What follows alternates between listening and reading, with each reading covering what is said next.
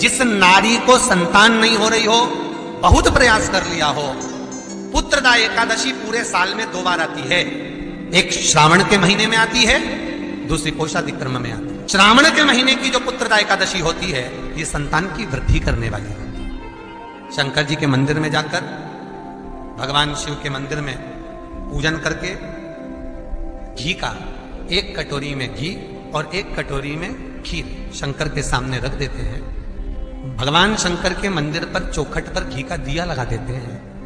शंकर जी की चढ़ी हुई 1 बेलपत्र साथ में रखें और 1 बेलपत्र को उठाकर शंकर जी के मंदिर की चौखट पे ही बैठकर चबा चबा कर खा लेते हैं।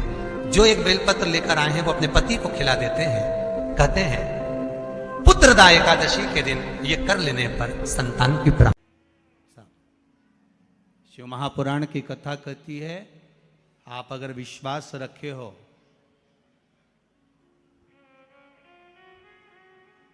सफेद आंकड़े की जड़, जिस नारी का संतान नहीं हो, गर्भ नहीं ठहरा हो, सफेद आंकड़े की जड़, जिस देव अधिदेव महादेव की कथा जिस तुम्बरुका जी ने श्रवण कराई है, शंकर भगवान जिनके सामने बैठकर शिव पुराण की कथा सुन रहे हैं, उन तुम्बरुका जी का नाम लेकर शिवलिंग पे से 21 बार घुमाकर मंदिर में ही कमर पर 7वें दिन रजस्वला धर्म के जो बांध लेता है और 1 पीपल का पत्ता अवधूतेश्वर महादेव का नाम लेकर शंकर पर चढ़ाकर उसको गाय के दूध में उकाल कर रात्रि को दोनों पति पत्नी अगर पीकर सोते हैं, 3 महीने में भगवान भोलेनाथ उसकी गोद भर देते हैं। ये शिव तत्व। शंकर देता जरूर है। माता अंजना के यहां स्वयं शिव महापुराण की कथा कहती है, स्वयं शास्त्र वर्णन करता है, माता अंजना माता के गर्भ से संतान नहीं हुई। 42 वर्ष की माता अंजना हो गई थी और 42 वर्ष की होने के बाद भी माता अंजना के गर्भ से संतान नहीं थी। जब संतान नहीं हुई तब बार बार निवेदन करा महाराज केसरी से, तब नहीं संतान हुई तब अपने पिता से जाकर निवेदन करा, पिताजी गौतम बाबा से निवेदन करती है माता अंजना कि मेरे गर्भ से संतान नहीं, मुझे औलाद नहीं, क्या करूं? तब गौतम बाबा ने कहा एक पार्थिव शिवलिंग का निर्माण करो, मिट्टी का शिवलिंग बनाओ, उसकी पूजन करो। और माता अंजना उस मिट्टी के शिवलिंग के पूजन में ऐसी लीन हो गई, ऐसी लीन हो गई कि मिट्टी का शिवलिंग का निर्माण करती, पूजन करती। एक बार देवाधिदेव महादेव ने कह दिया, जाओ पार्वती जरा जाकर पूछो कि अंजना को चाहिए क्या, अंजना माता को चाहिए क्या। अच्छा, सारे देवताओं को सबसे ज्यादा टेंशन देवाधिदेव महादेव से रहता है, क्योंकि ये बिना सोचे बिना समझे किसको क्या दिया है कोई भरोसा ही नहीं होता। एक बार तो ब्रह्मा जी ने खुद ने कह दिया, साहब हमको तो इस्तीफा दे दो, हमको नौकरी करना ही नहीं बैकुंठ में बिल्कुल भी। तो भगवान विष्णु ने पूछा हुआ क्या? बस प्रभु, राजा श्वेत की अंतिम समय, प्राण छूटने का दिन, उसको यमराज लेने के लिए गए और देवाधिदेव महादेव वहां खड़े हो गए और क्या क्या लेके मत चले जाना, उसकी अंतिम सांस, और क्या क्या लेके मत जाना। और मेरा बेटा जब लाने लगा तो उसके प्राणों को हर लिया, यमराज ही मर गया। फिर मेरी पोती गई मृत्यु देवी, उससे कहा उठा ला राजा श्वेत को, वो राजा श्वेत को जैसी मृत्यु देवी ने फांस डाली, भगवान शंकर ने उसको भी मार दिया। अब बताओ, सूर्य नारायण भगवान बोले कि मेरा बेटा भी मर गया, मेरी पोती भी मर गई, अब बताओ क्या करें। तो भगवान ब्रह्मा जी ने शंकर जी से जाकर कहा, भोलेनाथ ये आपकी आदत बहुत गलत है, जब इसको मरना था तो आपने क्यों बचाया? शंकर जी बोले मेरे मंदिर में बैठा था, जगह तो देखो कि कहां बैठा है।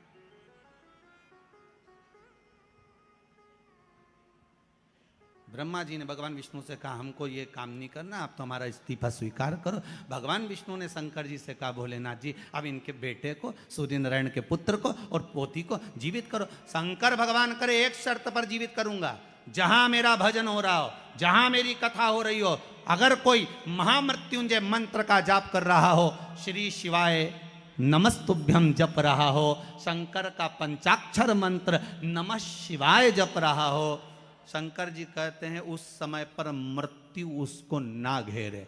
तो इतने में सूर्य नारायण भगवान कहते हैं शपथ लेता हूं, संकल्प लेता हूं, जहां आपका नाम होगा, अगर पृथ्वी पर कोई मरने का भी समय आ गया तो पहले आपसे पूछा जाएगा उठा ले।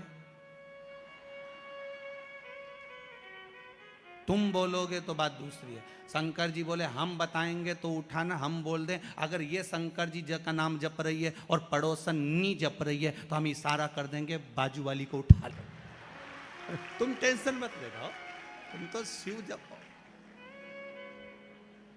अब क्या सोचना, अब सोचो क्या। इसलिए शिव का धीमा बजाओ भोलानाथ डमरू। एक बात का और स्मरण रहे, खाने के लिए जो बेलपत्र हम जी जी भगवान हम जो बेलपत्र खाते हैं भगवान शंकर पर चढ़ी हुई, वो 3 की बनी हुई, एक बेलपत्र वाली नहीं खाना। कई बेलपत्र आपने देखा होगा कि 3 की एक वाली भी रहती है कि वो तीनों एक जैसी रहती है, इस तरह से दिखने लगती है। वो देखिए आप लोगों ने 3 की एक दिखती है, वैसी नहीं। बेलपत्र जो 3 पत्ते की होती है, फिर अच्छे से समझ लेना, जो 3 पत्ते की बेलपत्र होती है उसी बेलपत्र को शिवजी पर चढ़ाकर उसी बेलपत्र का सेवन करना चाहिए। और एक बात और अच्छे से समझ लो, अगर बेलपत्र खाने से मुख में छार आ रहा हो, जीवान क्षारित हो रही हो या छाले पड़ रहे हो, किसी किसी को सहन हो पाता है, नहीं हो पाता, तो हफ्ते में 2 हफ्ते में एक बार पा सकते हो। वो भी हो तो बेलपत्र को सुखाकर या बेलपत्र की गोली बनाकर पानी से निगल भी सकते हैं, पर उसका जो प्रयोग है, उसका जो आनंद है, वो आनंद ही देगा, उसका फल मिलेगा। आज भी शिव महापुराण की कथा कहती है, जिसके शरीर में काया का रोग हो जाता है, सोराइसिस जैसी बीमारी हो जाती है, खाल निकलने लगती है, चेहरे पर कालापन आ जाता है, आंखों के नीचे कालापन आ जाता है, या शरीर में काले काले धब्बे पूरे शरीर में कहीं पर भी पड़ जाएं, डॉक्टर का इलाज करवाओ, डॉक्टर को शिव मानो, जो दवाइयां दे वो खाओ, जांचें करने की बोले जांचें कराओ, पर साथ में एक काम और करो, शंकर भगवान को 5 बेलपत्र 5 दुर्वा समर्पित कर कर एक ही लोटे से 5 बार थोड़ा थोड़ा जल सुंदरेश्वर महादेव के नाम से चढ़ाओ। कौन से महादेव? सुंदरेश्वर महादेव। जो जल चढ़ाया है उस जल को कटोरी में झेल कर लेकर आओ, 5 दुर्वा में से 1 दुर्वा 1 बेलपत्र उठा कर ले आओ। बेलपत्री को सुबह के समय खा लो, दुर्वा को प्रदोष काल में खा लो, और वो पानी को पूरे शरीर पर 5 बार लगाना चालू कर दो। शरीर में कितना भी अगर कालापन आ रहा होगा, छट्टे पड़े होंगे, सोराइसिस जैसी बीमारी भी होगी, तो लगभग 1.5 महीने के अंदर पूरा काया ठीक होना प्रारंभ हो जाएगी। सुंदरेश्वर महादेव का इतना महत्व, इतना महत्व। कौन से महादेव? सुंदरेश्वर महादेव। शिव का प्रतिबिंब स्वरूप देखा मीनाक्षी ने, शंकर भगवान का स्वरूप देखा। राजा मलय ध्वज को मालूम पड़ा और राजा मलय ध्वज ने हाथ जोड़कर सुंदरेश्वर महादेव के साथ में मीनाक्षी देवी का मंगल विवाह कर दिया। जब सुंदरेश्वर महादेव के पास में मीनाक्षी जी आई तो शिव जी ने कहा, ए मीनाक्षी, याद करो तुम पार्वती हो, मेरे करीब में बैठकर मेरे त्रिगुणाकार स्वरूप का वर्णन कर रही थी। तुम्हारे मन में भाव आ गया था कि त्रिगुणाकार प्रभु के लिए मैं भी त्रिगुणाकार कोई स्वरूप धारण करूं, इसलिए तुम्हारा जन्म मलय ध्वज के घर में हुआ और तुम्हारे 3 स्तन हुए। 3 स्तन होने पर तुम्हारा 1 स्तन मुझे देखकर नीचे गिरा और तुम मुझे सुंदरेश्वर महादेव के रूप में प्राप्त कर ली। हे मीनाक्षी, संसार सागर के उद्धार के लिए तुम मीनाक्षी के रूप में पूजाओगी और मैं सुंदरेश्वर महादेव के रूप में पूजाऊंगा। तमिलनाडु का वो पवित्र मदुरई का मीनाक्षी मंदिर आज भी 7 अजूबों में एक अजूबा है, जहां मीनाक्षी देवी और सुंदरेश्वर महादेव का पूजन होता है, जहां दुनिया के लोग दर्शन करने के लिए जाते हैं, आज भी दर्शन के लिए पहुंचते। शिव का वो स्वरूप, मीनाक्षी देवी का वो स्वरूप, लोग जाते जरूर हैं। कहां गए थे? मदुरई गए थे। कहां गए थे? तमिलनाडु में मदुरई में मीनाक्षी मंदिर गए थे दर्शन करने का। इतना बड़ा मंदिर, 7 अजूबों में एक मंदिर। कभी मदुरई के उस मीनाक्षी मंदिर का इतिहास थोड़ा तो स्मरण में लाओ कि आखिर मीनाक्षी देवी थी कौन, सुंदरेश्वर महादेव थे कौन, क्यों प्रकट हुए, क्या कारण बन गया था कि माता मीनाक्षी के 3 स्तन हो गए थे। कारण क्या बन गया था?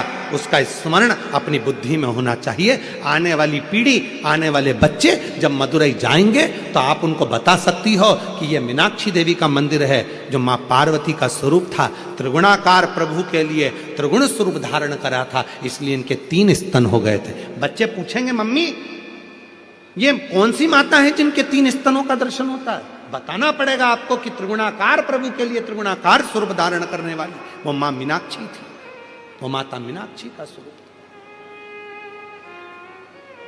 त्रिगुणाकार प्रभु के लिए मेरी जीजियों, कभी कभी जिस व्यक्ति के शरीर का ताप नहीं उतर रहा, ताप मतलब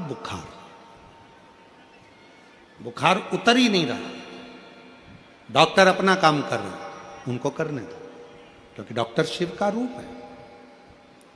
डॉक्टर दवाइयां दे रहे हैं, देने दो, डॉक्टर शंकर का रूप है। वो जांच का बोले जांच कराओ, दवाई का बोले दवाई खाओ, सब कुछ करो। उसके बाद भी अगर आधी रात को कोई डॉक्टर नहीं मिल रहा है और बहुत तेज बुखार शरीर में चढ़ गया है, बहुत तेज बुखार चढ़ गया, बहुत तेज। महाराज यदि बहुत तेज बुखार चढ़ गया है और उतर ही नहीं रहा और उस समय पर कोई अपने दवाई भी दे दी, सब कुछ कर लिया, पर फिर भी वो बुखार उतरने को तैयार नहीं, तो अपने ही घर में जो भी शंकर का शिवलिंग हो, जो भी शिवलिंग, उसको तुरंत एक पात्र में रख लीजिए और हाथ में 2 कटोरी में या 2 पात्र में जल ले लीजिए और भगवान शंकर का नटराज रूप का दर्शन करिए। अपनी बुद्धि में नटराज भगवान का स्मरण करो कि जो चारों तरफ नटराज जी के अग्नि है, चारों तरफ। आप लोगों ने नटराज मूर्ति का दर्शन करा है कि नहीं करा? किस किस ने करा है जरा बोलो? सबने करा है ना? नटराज भगवान के नत्य की मूर्ति में चारों तरफ अग्नि का गोला है, चारों तरफ। नटराज भगवान का, नटकेश्वर महादेव का स्मरण कर कर दोनों कटोरी में जो जल है या पात्र में जल है, उसको धीरे धीरे शंकर भगवान पर, नटराज भगवान के चारों तरफ जो ज्वाला है, अग्नि है, उसका स्मरण कर कर चढ़ा दीजिए। शिवलिंग को उठाकर वापिस अपनी जगह पर रख दीजिए। जो कटोरी में जल इकट्ठा हुआ है प्लेट में, उसमें एक वस्त्र गीला कर लो और उसी वस्त्र को गीला करने के बाद एक चावल का दाना उस पात्र में डालकर रख दो जिसमें पानी था। उस वस्त्र को गीला कर कर उस बच्चे के पूरे शरीर पर 3 बार, या जिसको भी बुखार हो, महिला पुरुष, उसके शरीर को 3 बार, आधे घंटे के अंदर 3 बार उसको धीरे धीरे धीरे धीरे नटराज भगवान का स्मरण कर कर, नटकेश्वर महादेव का स्मरण कर कर उसको पोंछ दीजिए। 7 से 8 मिनट के अंदर उसका बुखार पूरा उतरना प्रारंभ हो जाता है। वो ज्वाला अपने आप धीरे धीरे शांत होने लगती है। अपने दवाइयां जरूर लेना, डॉक्टर को जरूर दिखाना, क्योंकि डॉक्टर शिव का रूप है, पर उसके साथ में नटकेश्वर महादेव का स्मरण भी कर। नटकेश्वर